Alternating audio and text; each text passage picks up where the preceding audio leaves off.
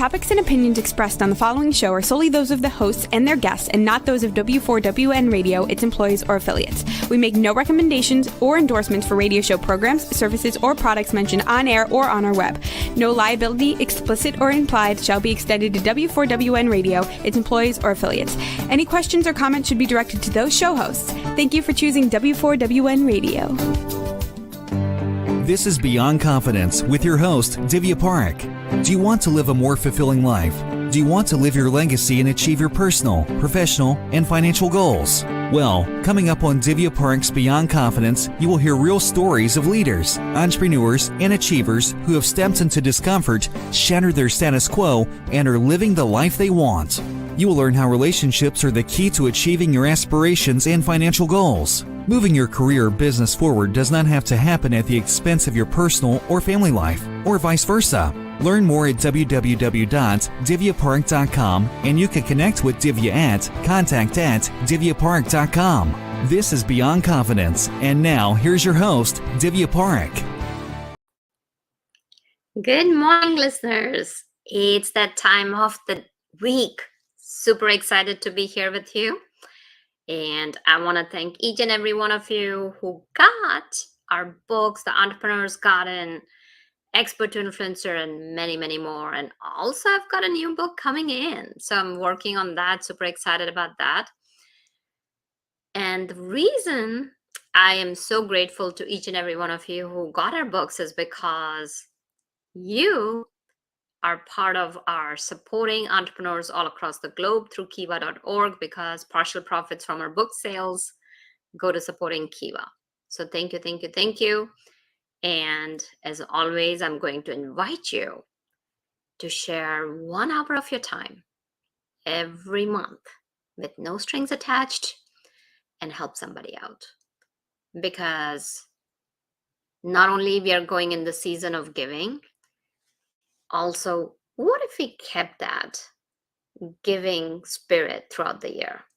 So give that 1 hour with no strings attached and help somebody out. And for those of you who don't know me, I help people build a narrative that they're confident in at the mindset level, and also help them build authority assets so they can have an executive presence if they're in the corporate world, or they can be perceived as a trusted leader in their niche if they're an entrepreneur.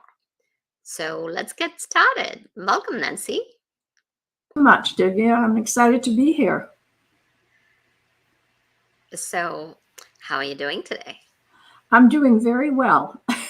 Well, Actually, I recently published my debut novel, and it's getting excellent reviews on Amazon. And I'm not only grateful, but in a way I'm shocked, because I don't know any writer that thinks that their work is really good. And I'm one of those who incredibly insecure people who, when it comes to writing. So I'm very good. I just got a huge boost in terms of that. So, well, congratulations. Thank you. And of course, we'll be touching and getting to know more about your book at the end of the show. So looking forward to that. So Nancy, do you recall any moment from your childhood that stands out for you even today? I think the moment in my childhood that I really remember most is when I was about 5 years old. Highlights magazine had an article, and I'm 75. So that was 70 years ago. And I still remember it like it was yesterday.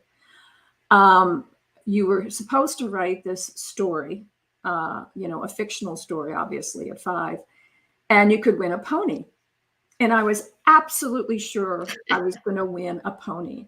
And my older brother, who's frankly a genius, helped me with some punctuation. I wrote the story, but he helped me. And he actually looked at me and he said, "You actually wrote this?" I said, Yeah, Michael, I wrote it. He said, "Well, it's actually good." And he never told me anything was good. So that was really a boost. So I gave it to my mother and I asked her to mail it in. And then a week later, I started sitting out on the front porch, waiting for them to pull up with my pony. And I waited and waited, and every day I'd come out, after whatever little kindergarten school I was in, And I wait and wait and wait until dark. And, my mother is first generation German, and she was a very strict woman. And so if you weren't at the dinner table at 5:30, I mean, that was a big problem. She never came out, never yelled at me. Finally, one time my father came out, pulled me around the waist, lifted me up, and he turned me to him. So we were eyeball to eyeball, and he said, "Nance, the pony's not coming. You have to get over it." So years later, if you can believe it, my mother confessed she never sent it in. Oh. So Probably because they didn't want the pony. well, that's what my brother said. I'm the middle of 7 kids, and my mother apparently had confessed it to someone else and said when she read it, she thought, "This is so good. I don't want a pony." Where was she going to house the pony? Oh, the tales of the childhood. That's such a beautiful story. And so as you grew up, and I gotta tell you, you look great. Oh, thank And you. Thank you. I have a confession to make. I did litigation. I did a lot of divorce litigation.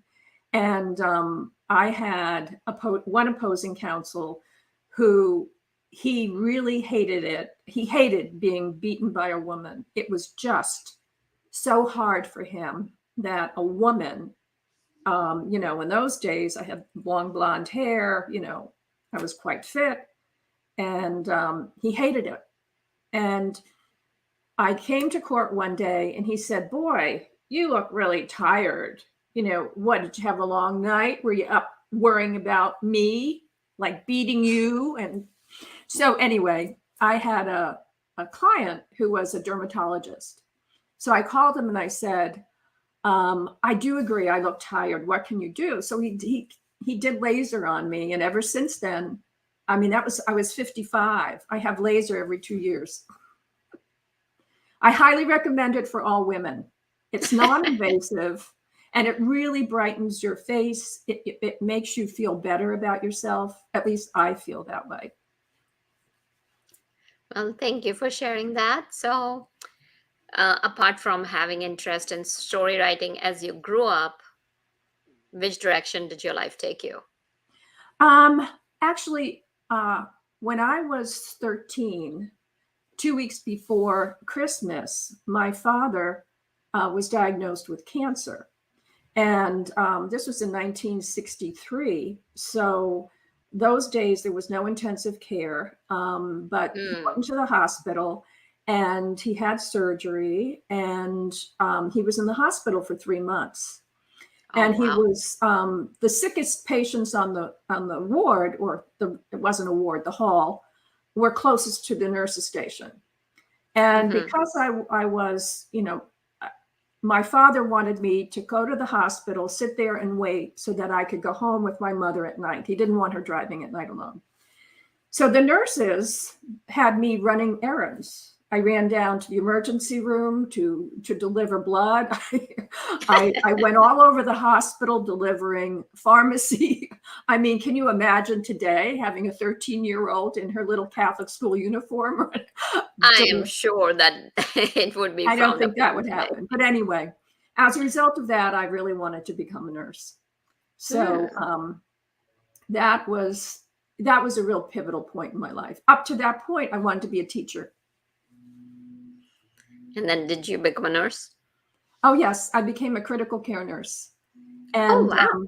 yes, I worked in the emergency room and intensive care, depending upon what skills they needed. You need a different set of skills for emergency room as you do for intensive care. And if you're a certified critical care nurse, as I am, they teach you both skills so that if they need somebody, if they're short in intensive care, you get pulled up there. If they're short in the emergency room, you get pulled down there. So, Wow. Yeah. So how did you end up becoming a lawyer? Well, that's another interesting story. I wrote a textbook. It was called Advanced Concepts in Clinical Nursing with some colleagues from the University of Pennsylvania. And it was published by J.B. Lippincott, and it was a mandatory textbook in most nursing schools throughout the United States.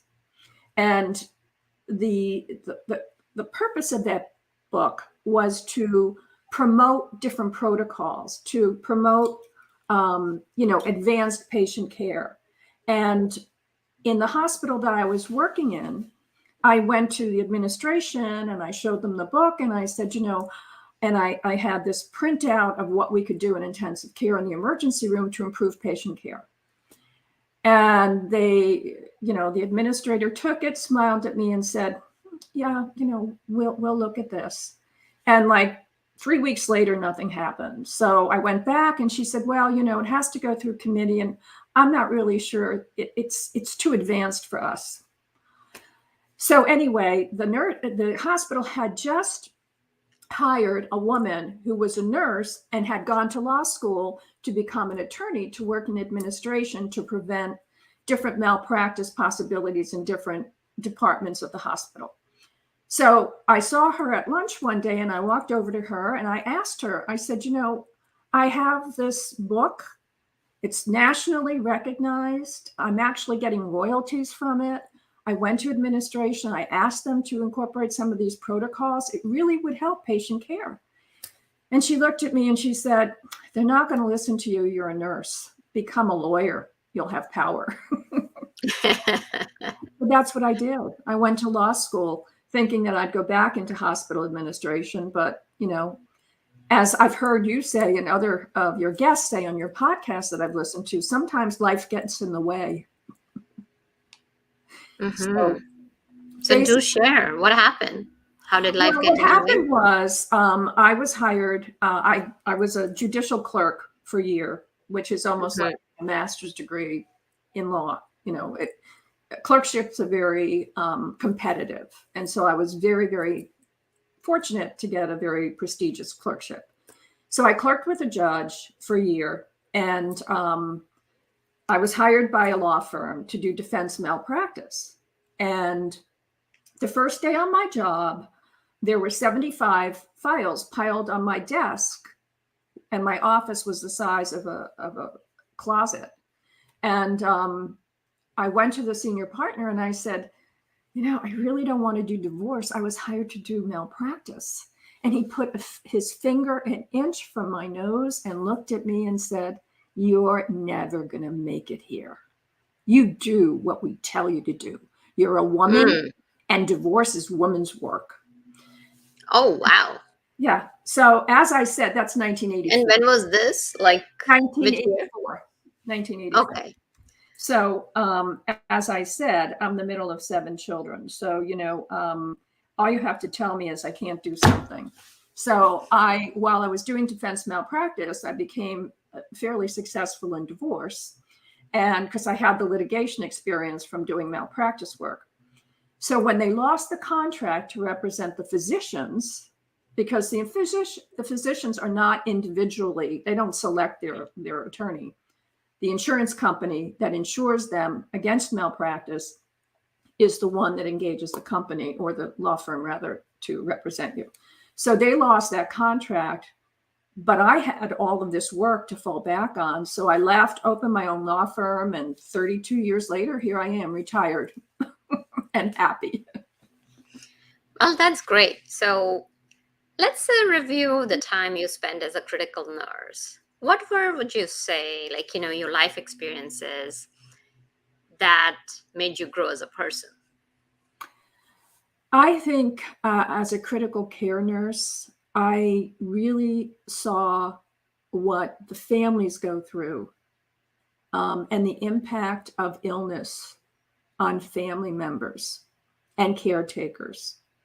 And I also saw that sometimes the stress of a significant injury or a trauma in the emergency room could cause enormous tension as well as enormous love. And I found that it was a double-edged sword. I mean, many people, when you get married and you say in sickness and health, you're thinking of cold or the flu. You're not thinking of catastrophic injuries in an automobile accident or cancer or some other disability that renders the person that you were looking at a certain way, to change completely in terms of your perception and your expectations of your relationship.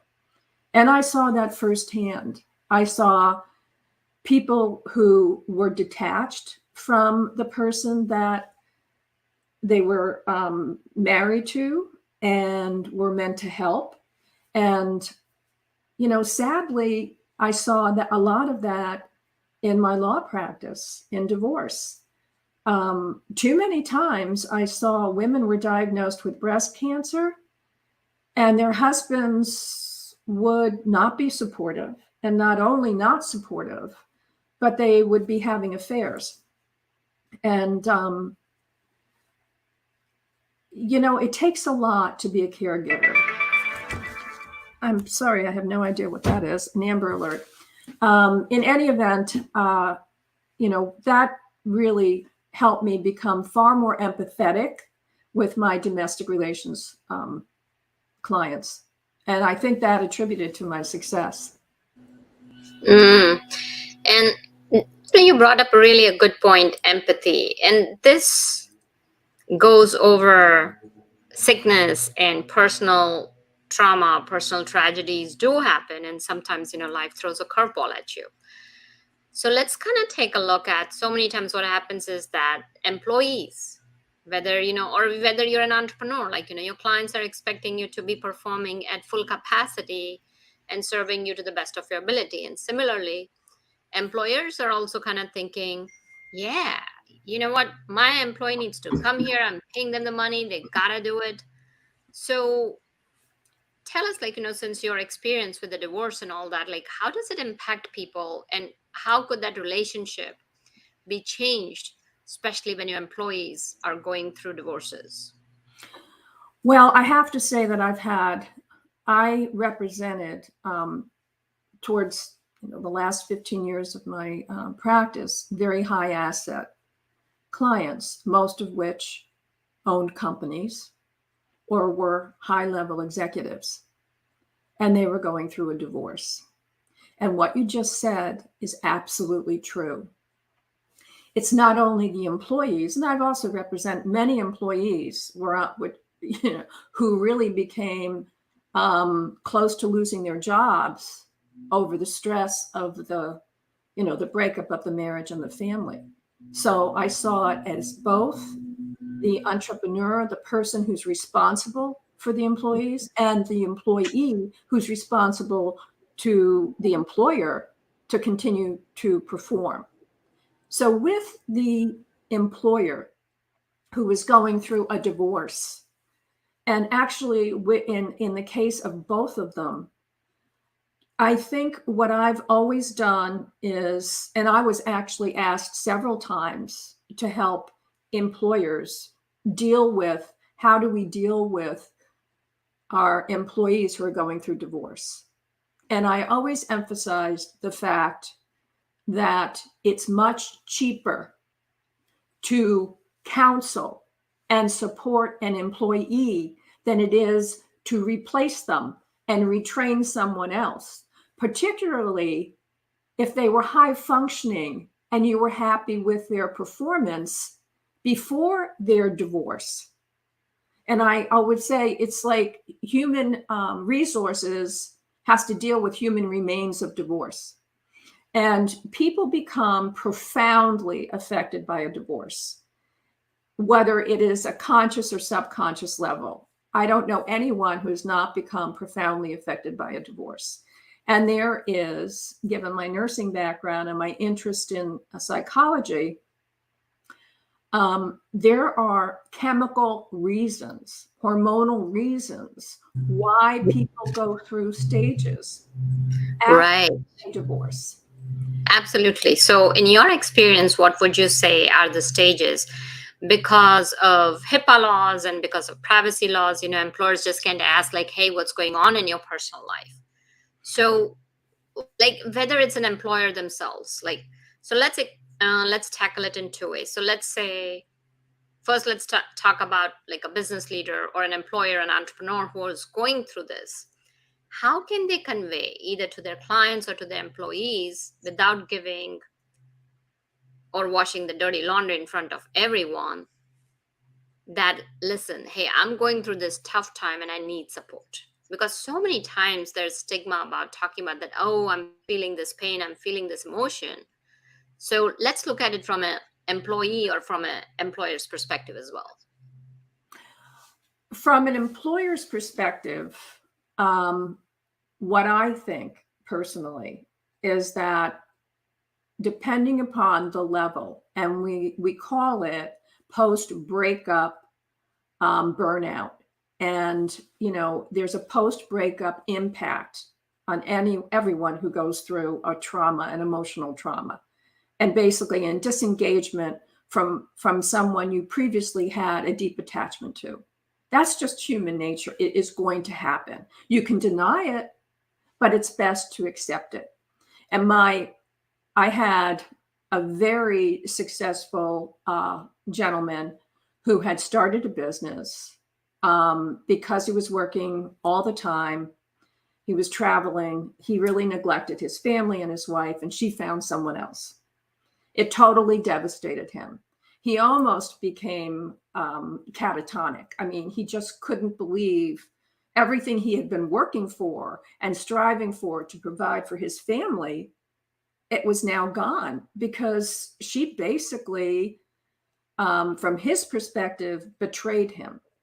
So what I recommended to him, because of the state he was in, not only, of course, did I recommend psychological counseling, but I highly recommended that what he do is call someone with whoever it was in his company that he completely trusted and felt competent to at least not take over, formally, but really act as a fiduciary for him with his employees. And I agree with you. Absolutely. The worst thing you can do, especially in a corporate or business setting, is to air your dirty laundry. Absolutely the worst possible thing you can do. In fact, there was an article, I believe it was in the New York Times, about the two similarities and two disparate the differences in the recent high conflict or high profile divorces of Marjorie Taylor Greene and Mackenzie Bezos, who is remarried and now divorcing after 2 years. Both of them are not airing any dirty laundry in the public. Absolutely quiet. Many people don't even know what's going on, and that is how you should do it. And both of those women are going through a great deal of stress, but they're handling it because they're getting psychological support and team support from whoever is around them. And what I recommend is that you get yourself into counseling, excuse me, if you're the employer, I beg your pardon. And what you should do is delegate some of your responsibilities to someone you truly trust. And your employees, if you have treated them appropriately, and in this case, he certainly did. I mean, he was very, very generous with his employees. They all knew something was going on. I mean, he lived in a small community, so everybody knew his wife was cheating except him. So it wasn't a shock. And it's rarely a shock to anyone when that happens because your personality does start to change. As far as an employee is concerned, there is nothing wrong, and there's no HIPAA law to prevent you as a manager of an employee who you see his head is down or her head is down, or they're acting distracted. They're not acting as focused as they normally are.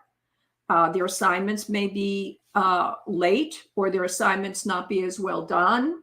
And you go in, you close the door, or if they don't have a door on their office, you bring them into your office, you close the door, you sit down, you have a cup of coffee or whatever, and you say, look, I've noticed that you seem very distressed. You can say that. And you can offer, as an employer, you should absolutely offer employee assistance in terms of psychological assistance for an employee. It's worth the investment, 100% worth the investment. And the feedback that I've gotten from the clients that I've helped when their way through this morass is that it really did save them in the end a lot of money. Absolutely. And now let's say you are the employer and you're going through divorce. How would you seek out the support of your team? I think if I were the employer going through a divorce, I would be honest with my team. I would call them together and say, look, I'm not going to go into it, but you're going to hear rumors. Before you hear the wrong facts, I want to tell you the real facts. My wife and I are divorcing, and that's the end of it. That's all you need to know. You don't need to know the circumstances. You don't need to go why, when, or where. I'm asking you to be as diligent as you can be to help me. I'm asking you to have my back. You know, life is a battle at best of times. And when you're in the battlefield, you need your comrades to have your back. And when you're going through a divorce, there are so many things happening within your body. You know, the cortisol is flowing, which makes you feel very different. Norepinephrine and epinephrine, adrenaline, you know, the adrenaline fight or flight is going through your. So many people who are going through divorce have flight of ideas and they think they're going crazy. They're not going crazy. They're human. And they're reacting to chemicals that are flowing through their body that affect their mood. They affect their concentration, their focus, and their emotions. You know, there are three stages of falling in love. The first stage is when you've got dopamine flowing around in your body, and dopamine activates the same area in the brain as cocaine does. So when you're falling in love, you're high on dopamine. You're feeling wonderful. You can take on the world. You're better at your work because, you know, when you're focusing on your work and not the person that you're interested in. The second stage has to do with serotonin and bonding and happiness. And the third stage, you start producing oxytocin, which is a bonding hormone that helps you put up with the person that you've chosen to the point where you can both raise a child. And that's Helen Fisher from Rutgers University, her research, which is all well recognized. There's also chemical stages when you detach from that person. You no longer have any dopamine, feelings of high. You know, every marriage has feelings of high and low, high and low. That's the normal course of marriage because it's the normal course of our bodies. Dopamine is secreted when we are exposed to novelty. So I have told so many people who come to my office and they want a divorce, and I take their history and they're basically still in love with their husbands or wife, but they feel flat, they feel bored, they feel as if, you know, the excitement and fizzle of life is out of them. I say, you don't need a divorce, you need a diversion. You need to stimulate that dopamine again. Do something novel. Take a trip, go to a new museum, go to a new restaurant. There are so many things people can do. And I know that's not the subject of this podcast, but there's so many things people can do to help themselves, you know, get out of that marital low. And, you know, frankly, they're the same things you can do if you're going through a divorce. The best thing you can do if you're going through a divorce is not lull in past, what you did wrong, beating yourself up over guilt. What if? That is the worst thing that you can do. That's only going to prolong the cortisol, which is not really a very healthy thing to have long term. You should train your mind and focus on new, novel things. All the things you now can experience that maybe you couldn't have experienced because of the relationship you were in. So I often recommend that to, you know, employers and employees. Absolutely, some really relevant and great points. So since you're retired, let's just kind of take cumulative years of you being an attorney and through like tough, I would say one of the toughest things to do, right? Divorce attorney, because you're just kind of pulling pieces apart from a relationship that was, going strong once. So like, how did you deal with that? And what were some lessons from there? As I said, I think the way to deal with a relationship that has ended and it's not a relationship you wanted to end is not to dwell on the past, not to dwell on the things that you feel that you might have done wrong, the things that you feel you could have done better. All the second guessing is a terrible way to try to get through that difficult time. The way you should get through it is by thinking of the future and planning the future. And the most important thing, if you're going through a divorce, is to budget and think about what you can afford, recognizing that you will definitely have a change in lifestyle. You're going to have a change in the standard of living. That is absolutely going to happen. I mean, it happens in every divorce. But if you properly budget and you plan for the future, that helps you stimulate dopamine. It helps you feel better about what is going to be happening to you. The other thing is that you should reach out to old friends who maybe you haven't reached out to because of your commitment to your family, your wife, and your job, and tell them honestly, hey, I'd like to meet you for a drink or a cup of coffee or whatever. And I'd really like to talk to you about what's going on. I feel like I need a friend. No, that's some valuable advice. So tell us as to what made you write your book and what's your book about? Where is it available? The name of my book is Around Which All Things Bend, and that is love. Love is the thing around which how far do we bend to give love? How far do we bend to get love?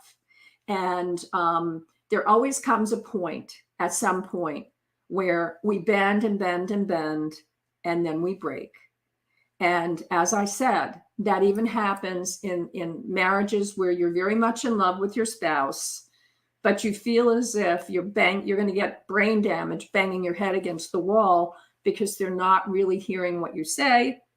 They're not really being responsive to your needs. And so you break. And then, as I said, you can recalibrate, but sometimes you can't recalibrate. And the best thing to do in that circumstance is not live in a state of stress. We know, everyone knows at this point, stress is a killer. Stress causes heart disease, cancer, high blood pressure, stroke. I mean, you name it, the genesis is stress. So the book is about relationships, and it follows the course of a journey of a young man. Again, I'm sorry. He realizes that it's not about going out and trying to find the right person for a long-term marriage or love relationship. It's about being the right person in the relationship.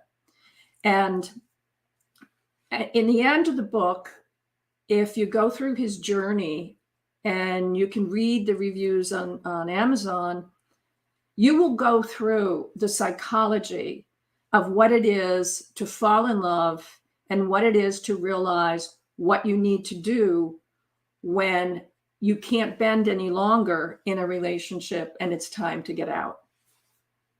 And there's a happily ever after, of course. It's sort of a romance. Well, of course, in stories, we definitely need happily ever after. So if our audience wants to connect with you, where they can connect, and anything else you'd like to share about yourself? Yes, I would love for them to go to my website, Nancy, Nancy, Perpall, PERPALL.com. My website has a lot of blogs about many of the things we've talked about today. And there is a blog about being an employee during a relationship, during a relationship breakup, whether it's a divorce or whether you were living together with someone and now you've broken up, whether you were dating somebody and you really had your heart set on becoming engaged and this person was going to be my life partner. There are many combinations of situations where people go through breakups, whether it's a friendship, a romantic or intimate relationship, and what happens to you and what you can do. And I have gotten fantastic feedback from all over about these blogs and how they've been shared, and people really enjoy them. And I enjoy writing them. It's my passion. After spending so many years taking apart marriages, it's my passion in retirement to help people keep their marriages and relationships together. And that's what around which all things bend is. And I have a book coming out in 2023. It's called The Malnourished Marriage: 5 Essential Emotional Nutrients for a Healthy Relationship. Excuse me. In any event, that actually, there are a number of blogs that describe that on my website, and I highly recommend it for people. The book is available on Amazon. Obviously, that's where the reviews are. Well, thank you for joining us, Nancy, and sharing your experiences. And thank you, listeners, for joining in. So appreciate you, because without you, the show would not be possible. And thank you, Juan. Thank you so much. So we will be seeing you. Absolutely. We will be seeing you next week. Be well and take care until next time. Thank you for being part of Beyond Confidence with your host, Divya Parekh. We hope you have learned more about how to start living the life you want. Each week on Beyond Confidence, you hear stories of real people who have experienced growth by overcoming their fears and building meaningful relationships. During Beyond Confidence, Divya Parekh shares what happened to her when she stepped out of her comfort zone to work directly with people across the globe. She not only coaches people how to form heart connections, but also transform relationships to mutually beneficial partnerships as they strive to live the life they want. If you are ready to live the life you want and leverage your strengths, learn more at www.divyaparekh.com. And you can connect with Divya at contact@divyaparekh.com. We look forward to you joining us next week.